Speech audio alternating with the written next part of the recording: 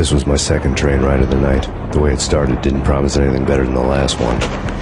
Freezing wind tearing at my face like sandpaper and razors, ice hard and slick under my hands and feet. And somewhere in the background, the wail of sirens, the city howling after me. New York sped by in fast forward. Dark rooftop water towers and a dead forest of antennas and chimneys, all a blur. When the train he was riding slowed down, Cogniti made his move.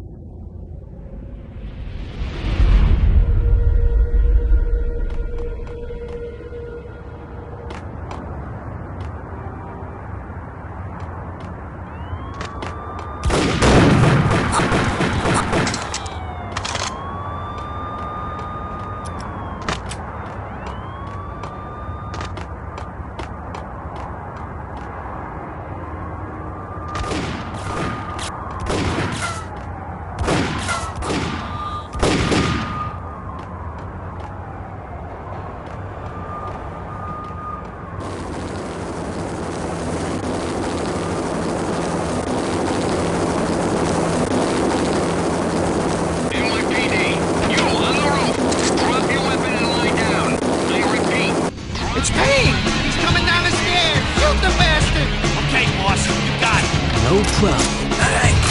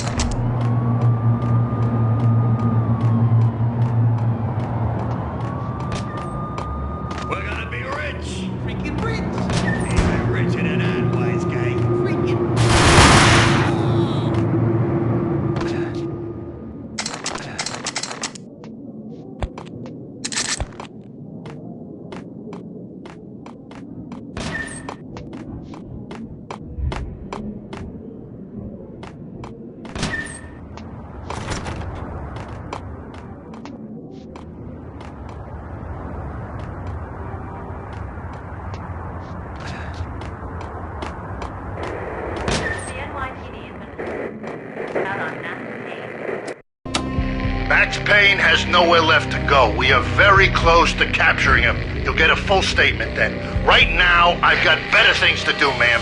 That was Deputy Chief Jim Bravura from the NYPD with no further comment at this time. Apart from his suspicious food habits, I figured Bravura to be one of the good guys. Fate had just dropped us on different sides in this. But when it came to capturing me, he was way out of his league. I had already ditched the cops a couple of rooftops back. For now.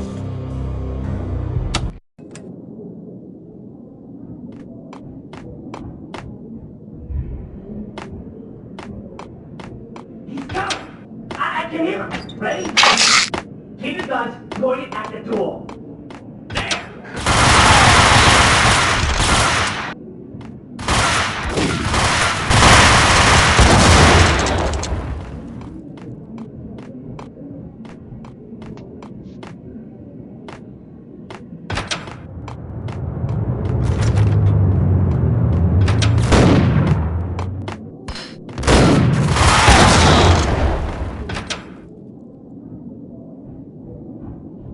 Open, goddammit! Payne! I'll kill you, you lousy freaking cop!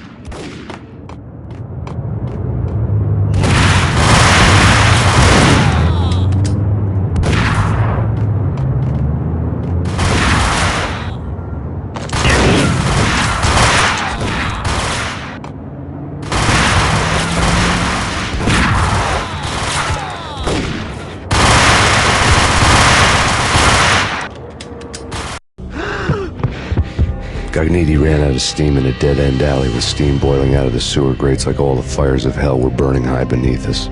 It was shakedown time. Where's Lupino? Screw you! Bad start, Vinny. Ah! Police brutality! I rate pretty high on that. You can't just hurt me in cold blood? Just keep telling yourself that. Listen good, Candyman. I'm not gonna be anybody's fall guy. I want to know where your boss is hiding. There was no glory in this. I hadn't asked for this crap. Trouble had come to me in big dark swarms. The good and the just were like gold dust in the city. I had no illusions. I was not one of them. I was no hero. Just me and the gun and the crook. My options had decreased to a singular course. I'll tell you, just don't hurt me no more. Lupino's at Ragnarok, the nightclub. Book me, take me, hold me to the freaking jail, just don't hurt me. Your rights will be read at your funeral.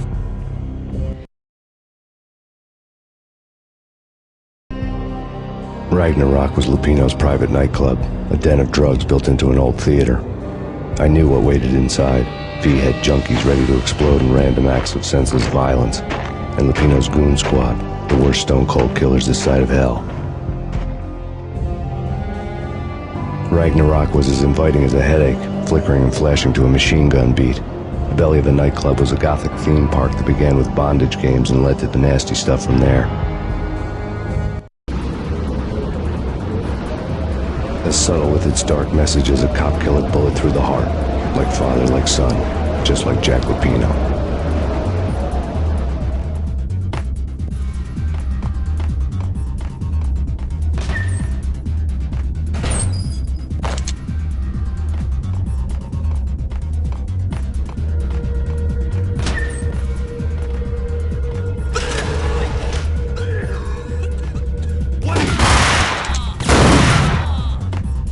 The book had never been a bestseller.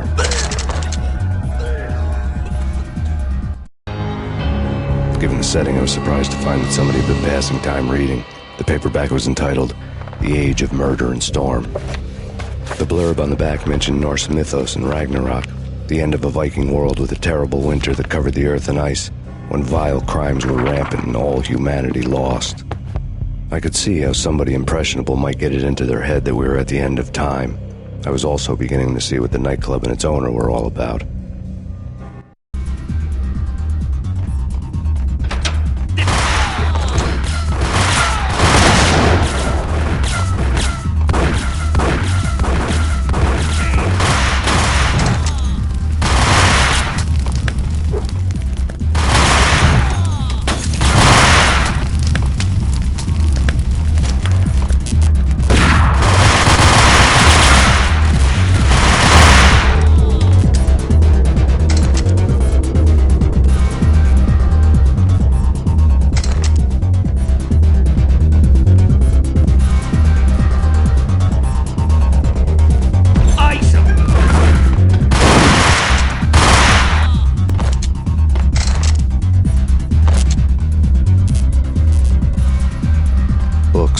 occult had been piled on the table.